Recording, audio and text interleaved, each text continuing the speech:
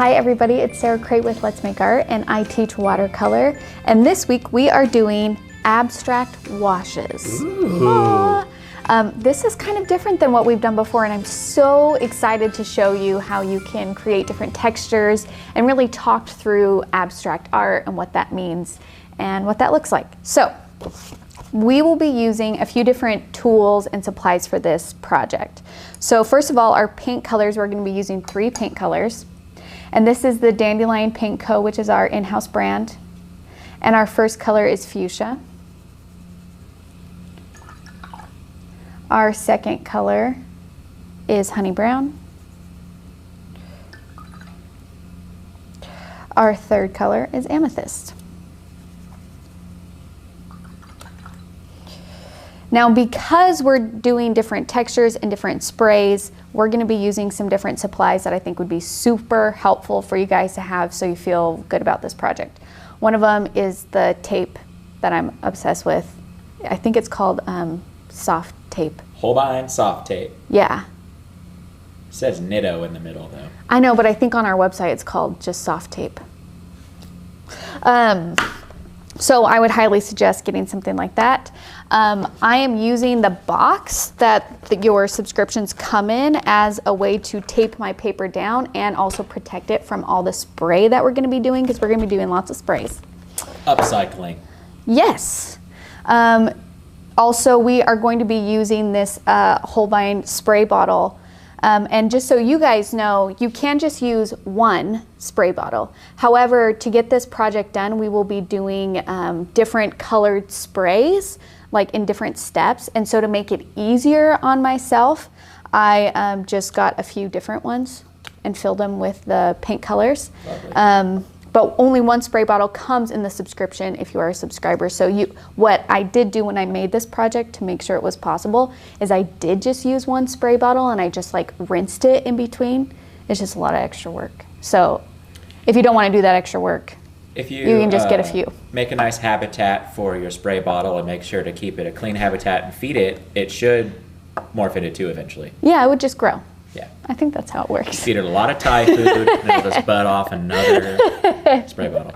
I'm Michael, by the way. Yeah, Michael's running the cameras. Sorry, I didn't introduce you. Okay, and then a couple other things that I would suggest. You can use around 2 and around 6 for some of this. You can. I would also suggest getting a wash brush for that very first step. I'll go through the steps in a second. Okay, sorry, time out, one more interruption. Are those ever called a chip? Is whatever called a chip. Like the square tip brush. No. Have you ever heard it called a chip? Not that I've heard, no. Okay. Okay. And a heat gun, just to help with drying time. You can just like let it dry in between layers, but if you have a heat gun, it makes it way faster. Okay? Warms your feet up nice. Okay, I'm gonna go through the steps. So, our very first step is we will be doing like a peachy wash underneath, like even wash. And you can kind of see that underneath all of this beautiful color and texture, like that light peach color. And then we will be using fuchsia in a spray bottle and doing a spray of fuchsia on our wash. And then we will be doing a spray of honey brown. That's step 3. Step 4, we will then be doing a spray of a mixture of fuchsia and amethyst, and you get this like gorgeous, deep pink purpley color. That's one of my favorite colors. We're gonna let that dry, and then we're gonna actually spray just water. So you can see I have a little one of water here to kind of let these colors like blend and move. And then we'll let that dry, and then we'll do a final spray of fuchsia. Okay? Now, before we get started, I just wanna say that the entire point of this project is to remind you guys that there is value in having fun. That like having fun and making decisions and exploring and being curious, that is the value in creating something. And so like, I know when you look at this project, you're like, well, what is that? Well, it's not anything. It is an exploration of textures and colors and techniques. And that this is just as valid as a full project of a landscape or something like that. So I just want to give you guys permission to 1, play, and 2, make any decision that you want. After we do this, or even during, if you're like, no, I actually want to try this instead, do it. Like, this is one that I feel like the beauty of abstract, and abstract means non-representational. Okay, I know that sometimes we get abstract confused. Like, for example, if you like draw a vase, but that vase looks a little bit funky, you're like, oh, it's an abstract vase, but that's actually not what abstract is. Abstract means it's non-representational, so you can't discern an object or form within that abstract painting. So what we get confused a little bit, and what we consider like stylized or having a style as being abstract, which is not the case. Abstract is when you can't recognize a form within the painting. If you can look at it and go, I don't know what that is, it's probably abstract. You're good. But I feel like that freedom of not having to make something look like something really allows us to create whatever we want, because sometimes we judge our painting based off of how much it looks like what it is that we're trying to paint. And there's nothing wrong with that. There's value in that, but there's also value in releasing yourself from those stipulations and allowing yourself to play. That's what this is. So I've got a hot take. Yeah. I think for me personally, this is, you said it's just as valuable as a landscape. I would agree, and even take it a step further, because like homes that are decorated with abstract art, I don't know how to say it, but they seem more inviting. When you go into a home and it's all woodland pictures or something, there's a tone. When you go into somewhere that has a lot of abstract paintings, for me, it allows you to like kind of like put onto that painting your own things. I don't know, it makes a strange place seem more inviting, because it allows you to make an association of the place. And that's fair, yes. And actually, artwork in general is relative to the viewer that sees it. And that's the beautiful thing about it. And actually, abstract art really allows people to have different relationships with the artwork itself. Is that much better at talking? Yeah. It allows me to have my own relationship with the room. Yes. And then I just want to acknowledge, and I know you guys are probably like, let's get to the painting. I know. I feel you, but I think that this is valuable to say, which is, this is where it gets a little bit hard, especially with abstract art, because sometimes we associate art with a recognizable object, and that's how we define good or bad. But with abstract art, you really have to allow yourself to see or feel above that to make a connection with that artwork. For example, this is now where colors and the feelings that colors bring you, that's where that matters. This is where brushstrokes matters, because that is the information we have to go off of to try and understand what's going on. And it's not something like, oh, this is a field with, it doesn't have to be like that. You can look at something and say, you know what? This actually reminds me of feeling wild. All of these different textures. There's chaos here because there's layers and there's all these colors and textures that are blending, and that kind of makes me feel free or wild. Or you can look at this and say, whoa, like these are really bright, aggressive colors, and that doesn't resonate with me. And this feels confusing. This makes me feel like I'm lost. This makes me feel not good. Both of those things are valid, but you have to allow yourself to look at an artwork and say, okay, what does this color make me feel? How does this color next to this other color, how does that affect the relationship here? And it's so interesting, and I know it's scary and it's a new thing to let your brain do that, but try it because it's actually really, really fun. And so I wanted to show you before we get painting. I did this technique on a bunch of different ways to show you the differences that you can get. Where this one I just used 2 colors and I did a lot of the sprays while it was wet. So it doesn't have hardness, it's all kind of soft lines. And this makes me feel so much more relaxed than something like this. Do you see the difference here? Do you see how even the tightness or the focus of textures can create a feeling? You know what I mean? Totally. And then this one, I did both. So we have some softness here, we have some hardness. I wanted to do it in just one color to show you that you can do it with just one color.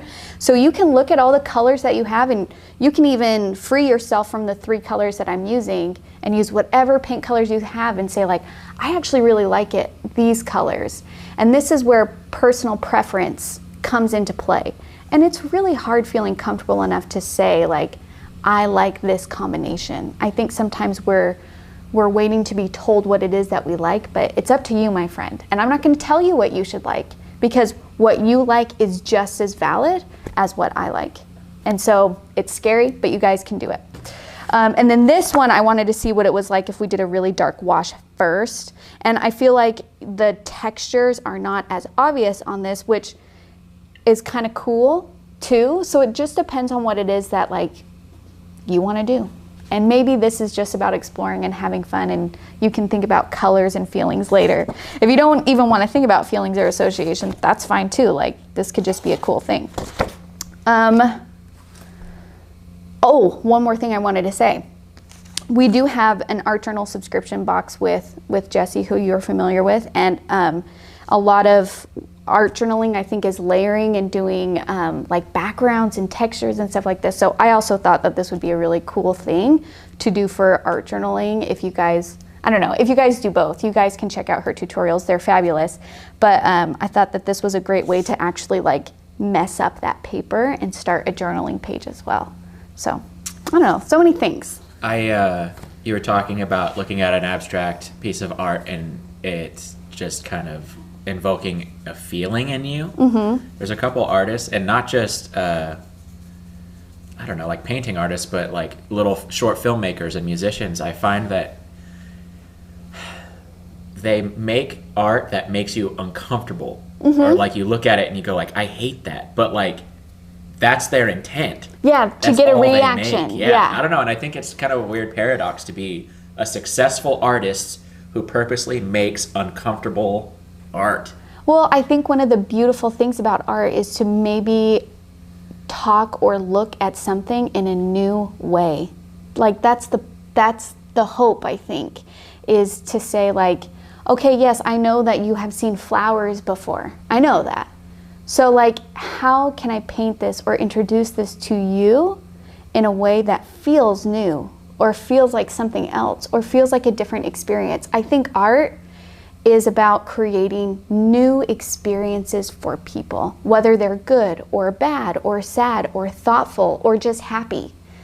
I think it's about how to experience something new. And that's why there's so much, it's so fun creating, because like you are the ones that gets to decide what it is that you want to create and what you're trying to get people to experience. But the other really amazing thing is you can't control what that other person experiences based on your art, because it is relative. It is about their connections. It is about their personal experience. And I think that sometimes I feel like I'm going off on a tangent here, but anyways. An abstraction. Yeah. So allow yourself to play, allow yourself to look at something and feel it. And gosh, I keep on saying one more thing, but something that I've noticed that's helped me during art school is because I notice that when people paint something, we make a lot of references to like pop culture or something. We're like, oh, this really reminds me of Harry Potter, or this really reminds me of Lisa Frank, or something like that. And those connections aren't bad, but I want to challenge you to take it a step further, which is, okay, well, what does that mean to you then? If this reminds you of Harry Potter, is that because it reminds you of this mythical, magical world?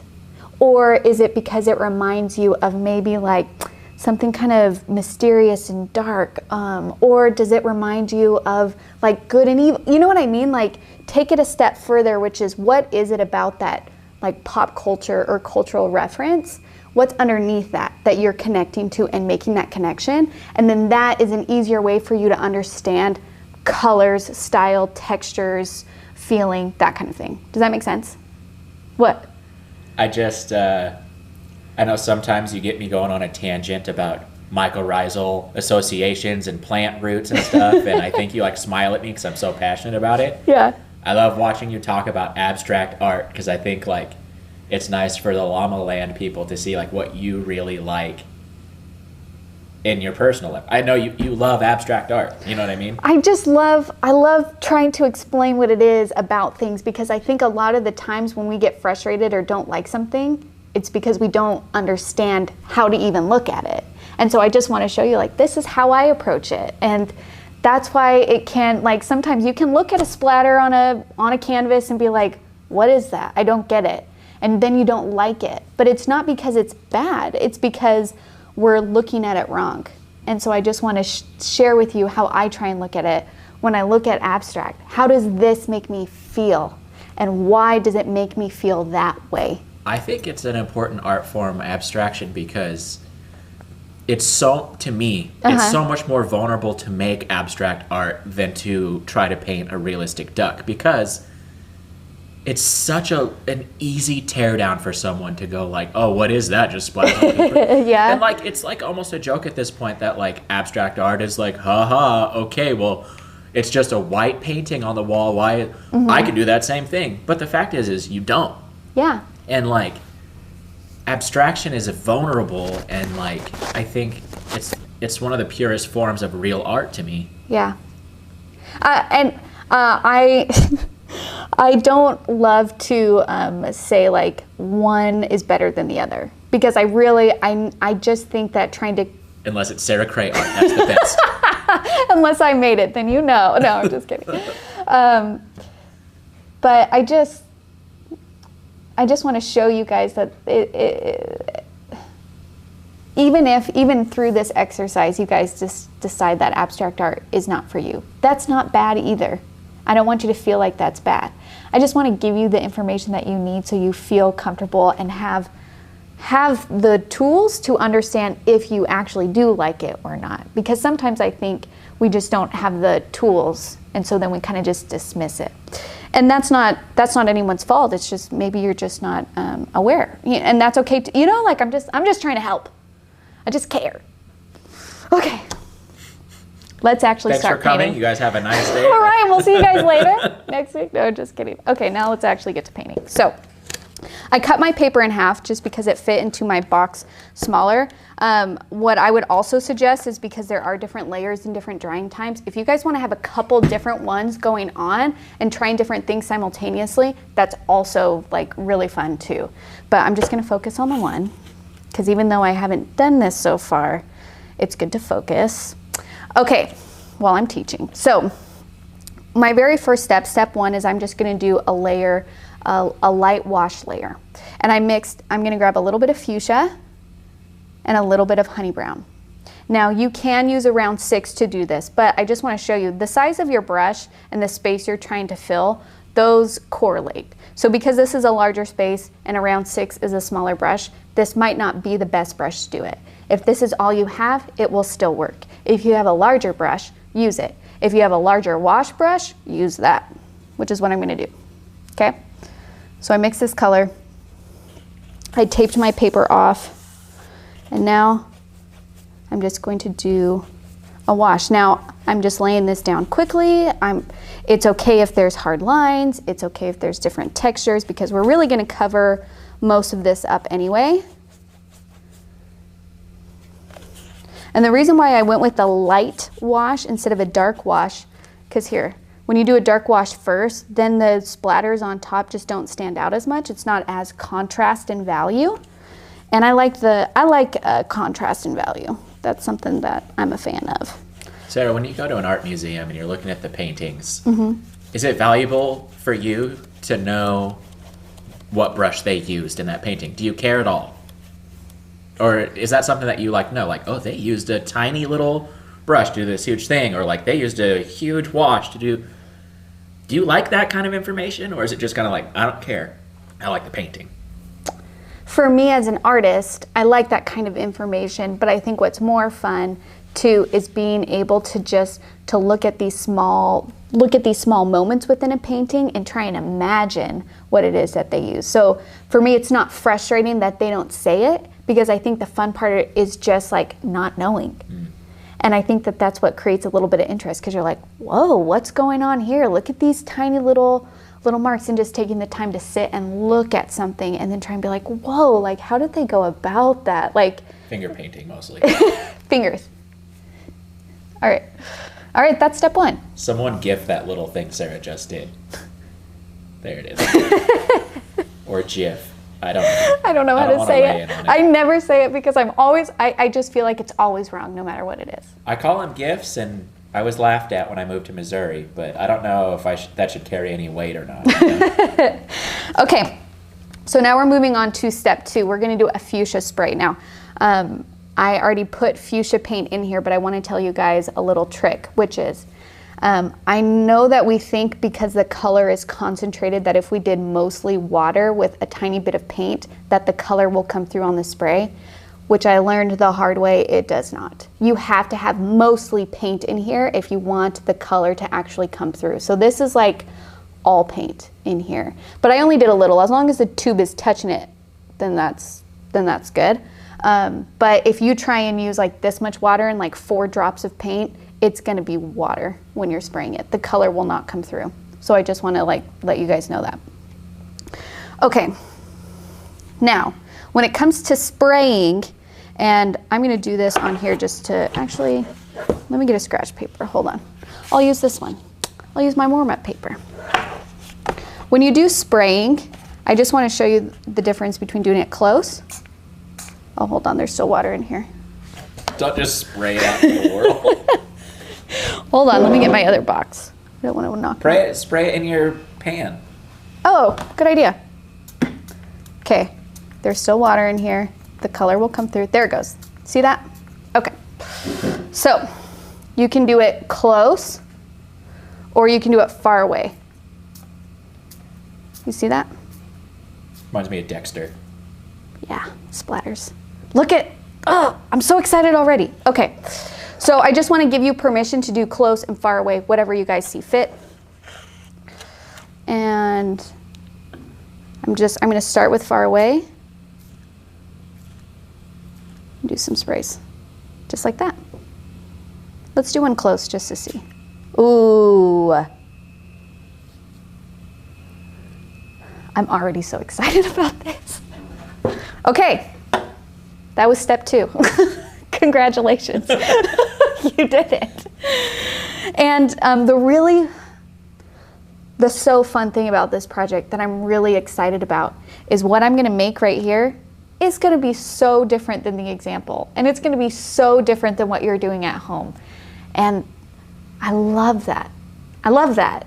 It's like the parts about watercolor, that accidental surprise element. I don't know. I think it's fun being able to like do that. I have the best idea. Okay. If one of you wants to be a professional painter, what you have to do is copy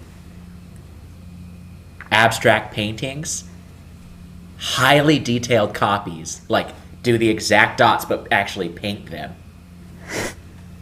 Call it like planned abstraction. I don't know if you can do that. Oh, someone could. I don't know if you should do that. You definitely shouldn't. But someone could. Please don't do that. Please don't do that Just and then say, let's make art hours. told you to do that. Don't do that.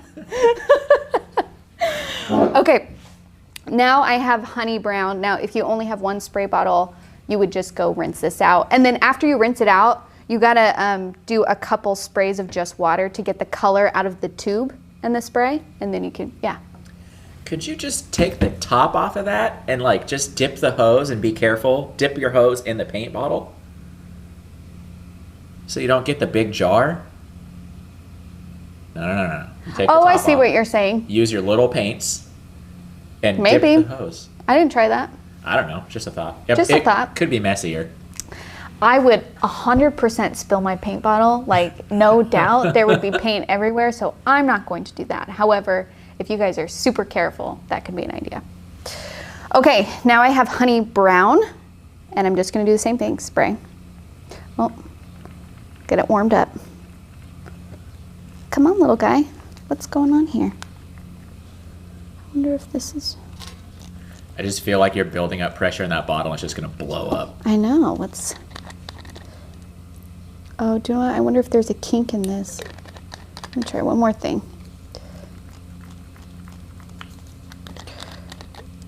I'm just gonna switch the tops.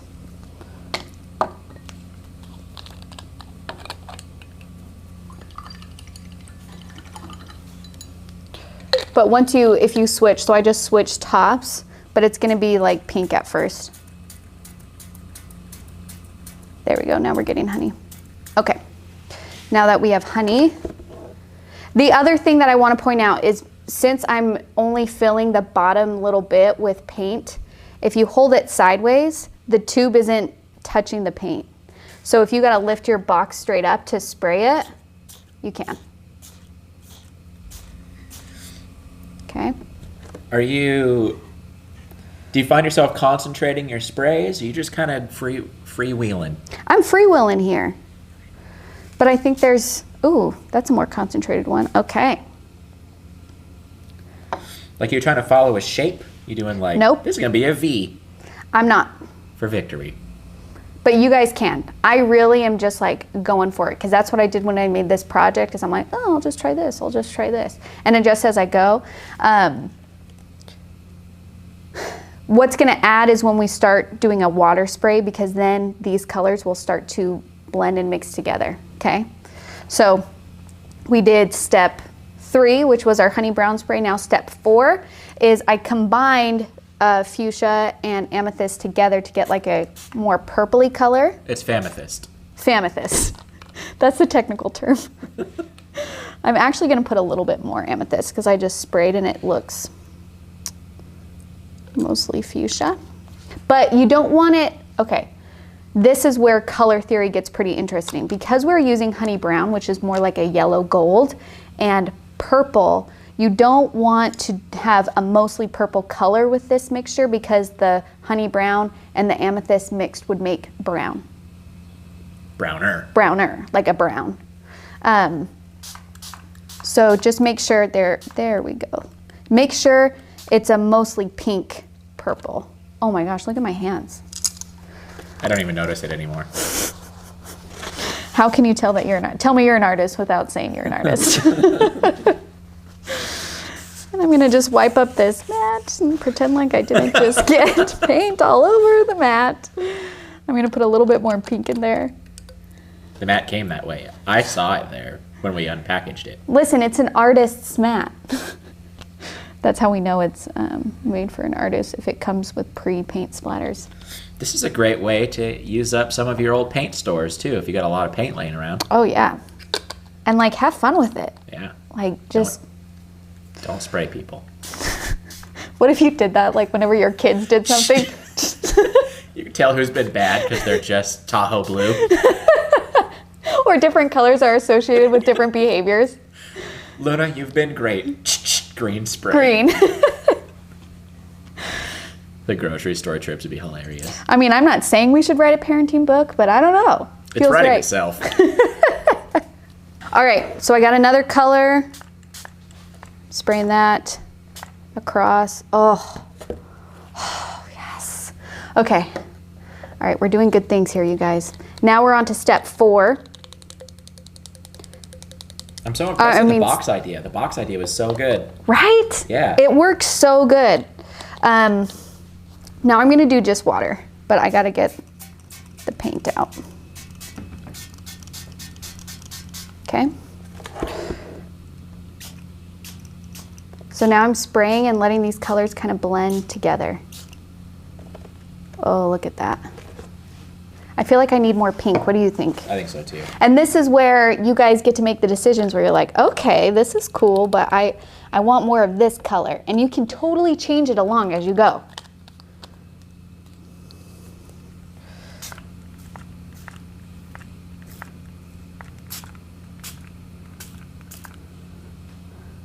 Oh, yes. Okay, we're getting into weird questions now, but I've asked you before about using like rubbing alcohol instead of water and things. Mm-hmm. What about oil? Because I know that like in general, water-based things don't react with oil. You know, I'm wondering if some sort of oil spray on this would do anything at all. I have literally zero idea. Someone at home, spray some vegetable oil on your painting and let me know. Yeah, tell us how it goes. Okay, Now this is where you guys can play with it with paintbrushes if you want. You don't have to, but like if you're like, I kind of actually want to smooth out some of these sprays, like maybe I like this, what's happening here, all of those different layers, but maybe over here I want to like soften some of that up. And if you even want to pick up paint from your palette, now mine's kind of a mess because I've been using it to test sprays, but you could do that and kind of just like, I don't know, play around. Or maybe you did too many sprays and you're like, all right, things are turning dark, like it's like black how concentrated things are. Well, you can take your paper towel and lift. This is darker than a Shyamalan movie.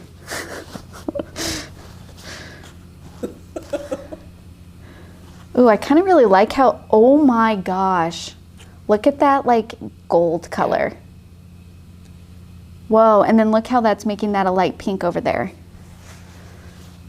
I didn't do this in the original one. I felt like I needed to do it now, and I'm like so happy with that choice. Oh, wow, look at that texture. It's perfect. Do you see? Do you see how cool that is? Do you see? Gosh.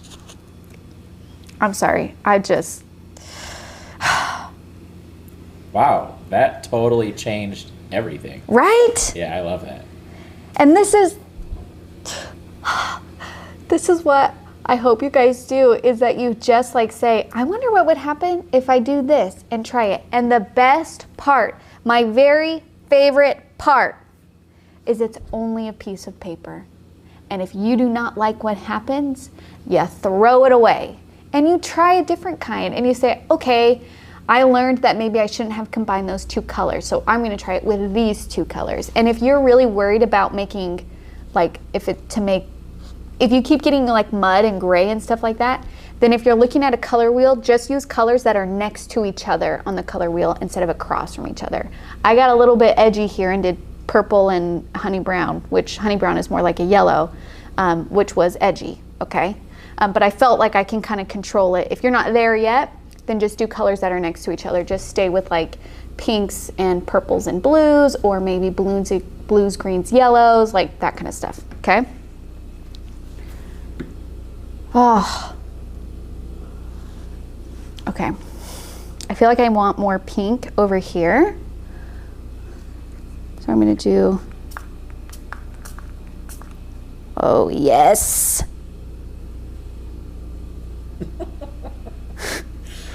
And then I feel like I need like a little bit more purple. I think the real money in all these Let's Make Art tutorials is going through and getting all of your sound bites and like putting them as sound effects on one of those boards so I could just hit it and go like, oh yeah. Oh, I'm running out of paint.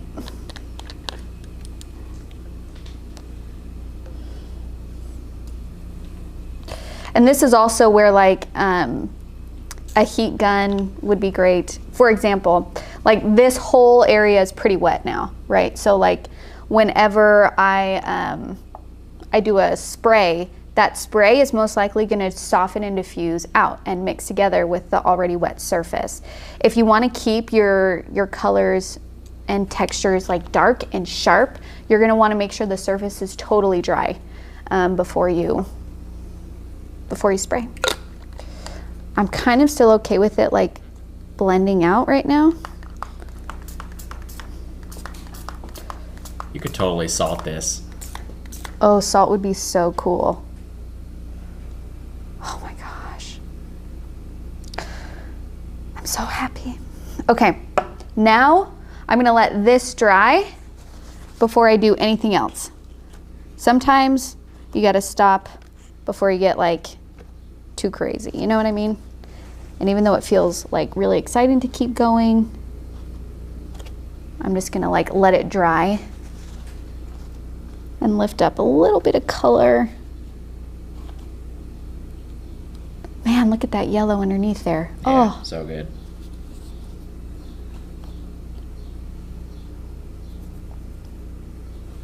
And do you know what I kind of really love so far about this is I love that there's all this like action going on, but then on the edges, the soft wash that we first laid down is peeking out underneath. I love that. I want to keep that. And I like how it's peeking out here. Do you see that? Yep. Ah! Okay.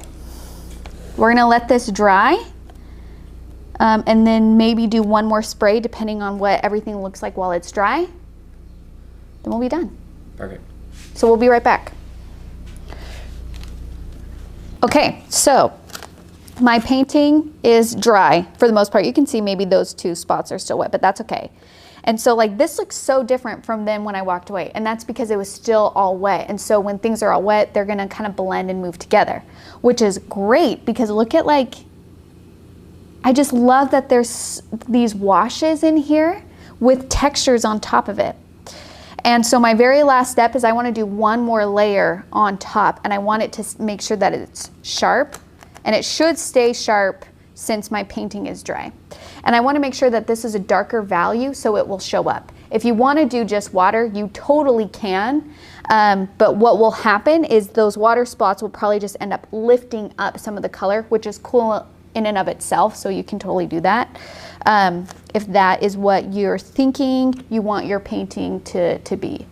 But also I think Michael's suggestion, like while it was still wet, if I used some sea salt in there, like we probably would have gotten some like so cool textures in there too. So you can totally do that. I'm going to use my purple pink mixture, my Amythyst Fuschia mixture, and do just one more. And I'm gonna do it a little bit farther away.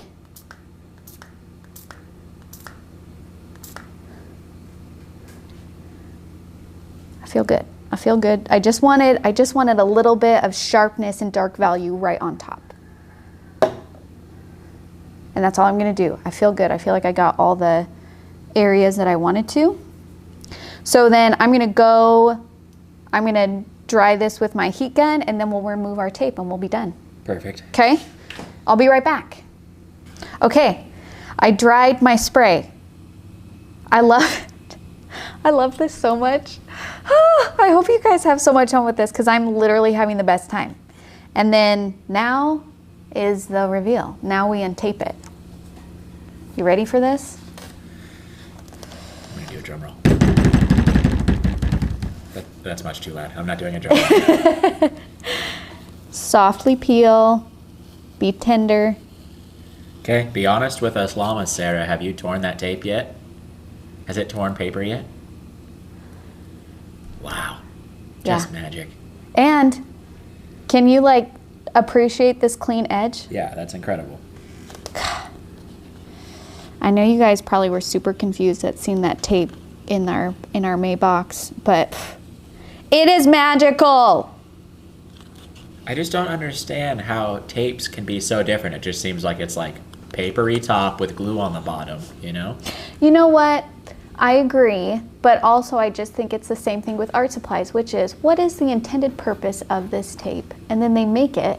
You know what I mean? I guess. Okay. Look at, oh my gosh.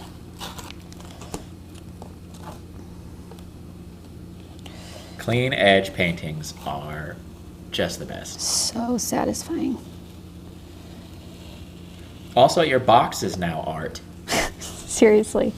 But could you imagine doing that? Like, I just love the idea of like, you know, making art for your home, or, you know, thinking like, okay, what are the colors in my daughter's nursery? And like doing some large washes or even small washes and framing that, you know what I mean? Like, I know that sometimes we only associate art with it representing a form, but it can be more than that.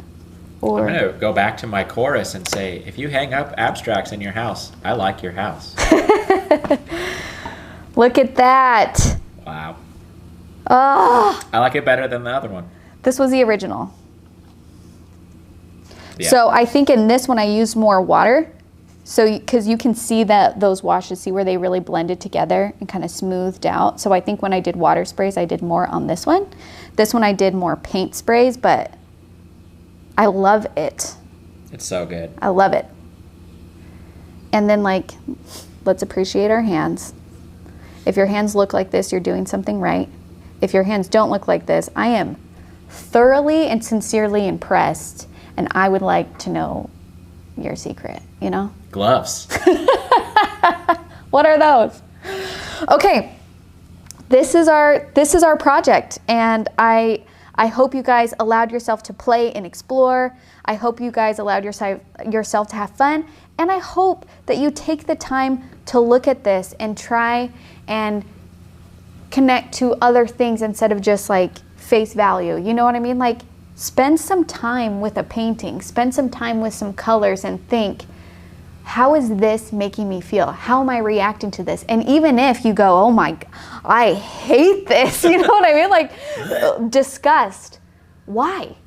And think about that, because that will then inform you about what you like, how to move forward, how to improve. You know what I mean? Like, try and pay attention to your reaction and how you're feeling, and then try and understand what are the pieces that are making you feel that way, because then you can use those as tools when you're making your own art and trying to communicate something. Then you know, well, for me, I really associate like happiness with this color, or I really associate frustration with this texture or something like that. And like, I don't know, it just allows you to view art in a different way, and the world in a different way, and the work that you're creating in a different way, which is wonderful. And then write it down, you know, like, because you can then start paying attention, making connections. And this is just a good thing to do when you're trying to learn in general, is like, take notes. And I know that doesn't sound fun, even if it's on the back of the painting. Say, I really like this part, or I really wish I would do this different next time. Listen, when you hit 30, your memory goes away. That's the dang truth. Write it down. Make something, explore, try something new. Then try and figure out how it makes you feel. Then write it down. Okay? I think my favorite part is this part right here. Like, if I were to just... You're only saying that because in the break, I said that's my favorite part. Listen, we can have the same favorite parts. Hey, you want to get married or something? Okay. We have similar interests. Based on this painting. That's your next dating. Listen, I got an idea. Let's tie this all together. Okay. Don't write it down. Art journal it. Yeah. Yes! Full circle. All right. I've definitely talked way too much, but I hope you guys just... This is the longest tutorial about the shortest. I just love it. I want you... I just hope. Okay, anyways, have fun with this. If you need any of these supplies, you can find them at letsmakeart.com. Please share your work. It is terrifying. It is scary. It is hard, but you can do hard things. And it is scary and hard for everybody. And then you just keep going. We have wonderful communities where you can do this too, and it's not as scary. And that's called Let's Make Art Watercolor. It is a very large group, and there's a lot of different skill levels within that group. But we embrace everybody, and we embrace all of the different journeys, because I truly believe that no matter where you are on your journey, there is opportunity to learn. And that's the whole point. So go in there, share your work, talk to each other, help each other out. And if you're on Instagram, we would love to see what you're making, so you can tag us in it at Let's Go Make Art or hashtag Let's Make Art. Some of you tag my account personally, which I love that. I love seeing what you guys are doing. That's Sarah Cray. And I think that's all we need. Yeah. Michael, thank you for being here. It's my pleasure. And we'll see you guys later. Bye. Bye.